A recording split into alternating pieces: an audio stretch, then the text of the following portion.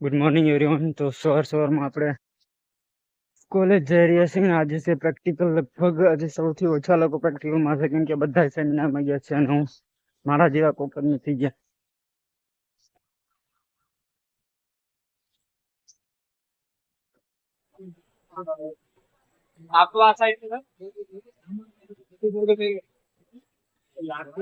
Good morning.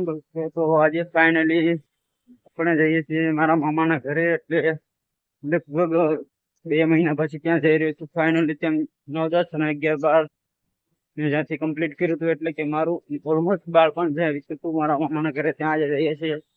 2 મહિના પછી લગભગ જઈએ છીએ। કોલ કર્યો છે તેનો પણ કોઈ ઉઠાવ્યો નથી। ત્યાં છે ને અમારે ઇંગ્લિશ કોલેજ છે, અર્જુન સાયન્સ કોલેજ, ત્યાંથી મેં ગ્રેજ્યુએશન કમ્પ્લીટ કર્યું।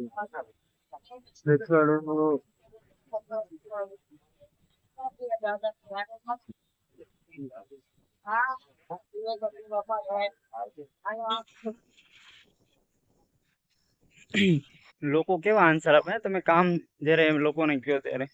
મેં ક્યારે જોયું નથી કે મારી પાસે ટાઈમ નથી, હું ફ્રી નથી, હું ક્યાંય બહાર હોય, છતાં પણ મેં ઓન ધ સ્પોટ કામ કરી આપેલું।